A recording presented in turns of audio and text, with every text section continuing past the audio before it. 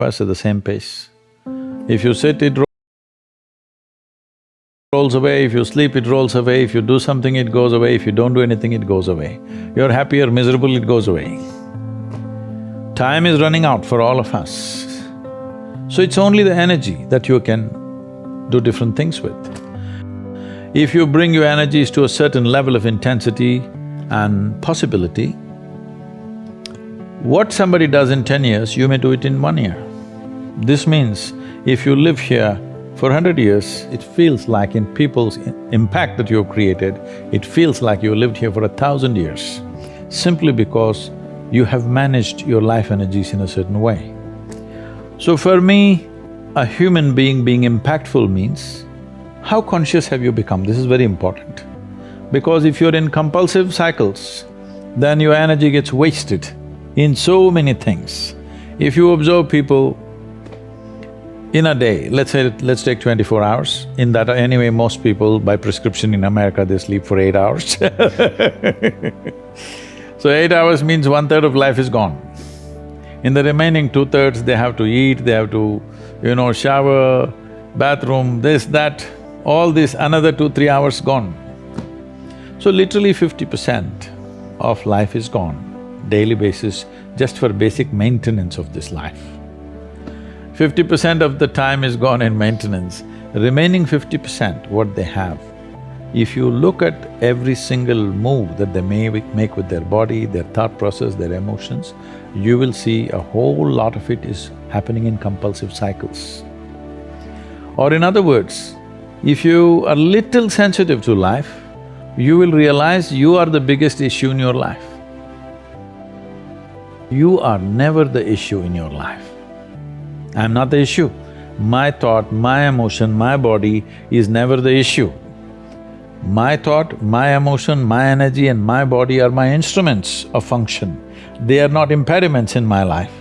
But I would say for 90% of the human beings, their own body, then the compulsions of the body, the compulsions of their thought, the compulsions of their emotions are ruling them most of the time.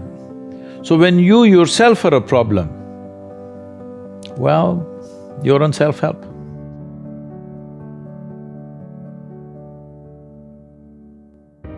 Your joy and misery comes from within you. Right now, you can look at everything joyfully. What is a problem, try to find a solution to it. Or you can look at everything with great sense of misery and you become part of the problem. This is a choice you have. Either you become part of the solution or part of the problem. If you are joyful, you will become part of the solution. If you are miserable, you're also part of the problem, isn't it? And you could also become the source of problem for somebody But see, all this is happening because people are not conscious that they're mortal. They think other people die. They don't know consciously that I will die. As I sit here, my clock is ticking away. What is ticking away is not the clock, life is just ticking away. As you sat here, both of us are 30 minutes closer to our grave, yes? If you're conscious of this, you would manage your life in the best possible way. See, the problem with every generation is the previous generation thinks the next generation is all confused. It's not true, right? It's not true.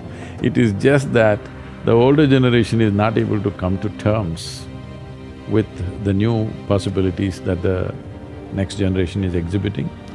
But one concern is physically, mentally, the next generation, the generation that's coming up now, seems to be much weaker than the previous generations, especially physical strength I'm saying, because I'm not talking about you being a muscle man or something, but this is weakening of the species, which is dangerous over a period of time.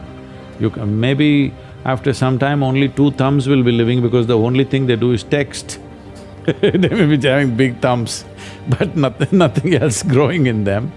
So I feel the youth of today should get little more in terms of physical activity, little more into nature, maybe climb a mountain, maybe swim in the lake. How will a young person gain strength, courage, learn to handle many things If you don't do something little unpredictable, see, all human experience comes from within, isn't it?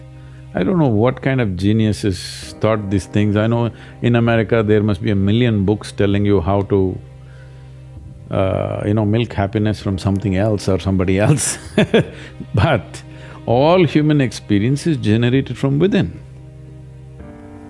What comes from within you must be the way you want it, isn't it? Isn't that simple enough, I'm asking? What comes from around you may not be the way you want it, but what comes from within you must be the way you want it.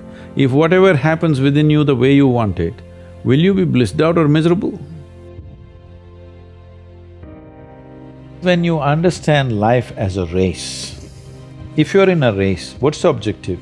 You must reach the finish line quick, isn't it? What is the finish line of your life? Death. There you have it. This may not be a conscious process, but life within you is understanding it like that. Whether you are conscious of it or not, any human being. Right now, if you make yourself miserable, you must understand you are sending a message to every cell in the body that I don't want to live. You might not have articulated it in your head yet, but when you become miserable, you notice suddenly your body seems heavy and it's like, doesn't want to get up from this chair. When you're happy, you're willing to bounce at everything and do everything, bend backwards if necessary. Why this is happening is the message has gone to every cell in the body, this guy wants to die. They're all thinking, okay, what can we do to help him? But by then, of course, you'll recover. So you want to die, you want to live, you want to die, you want to live. The body is getting confused because you must understand this is a very intelligent body. It's taking instructions from you. Every cell in the body has an enormous sense of memory and intelligence.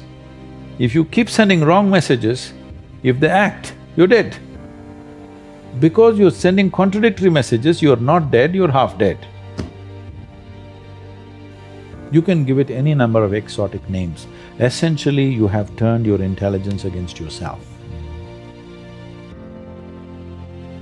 See, you just see, you look at your own picture when you were 5 years of age, it's like this.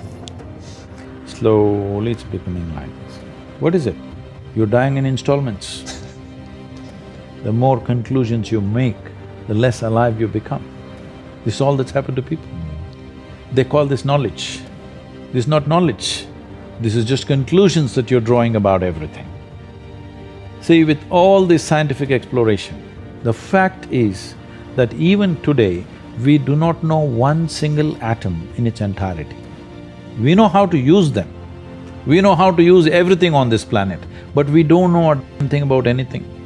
Over 90% or 99% of an atom is empty. We don't know what that emptiness contains. Over 99% of the cosmos is empty. We don't know what that is. So, this is like I give you a 1,000,000-piece jigsaw, but you found in your hands, you have only 3 of them.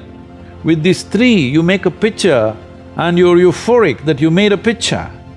Well, I'm sorry, there are 1,000,000 pieces to this. I'm not interested in how much somebody is doing. I'm very interested in how they're doing it, because that's what changes the quality of who we are. Because the content of our life will not change our life. It is the context of our life which changes our life.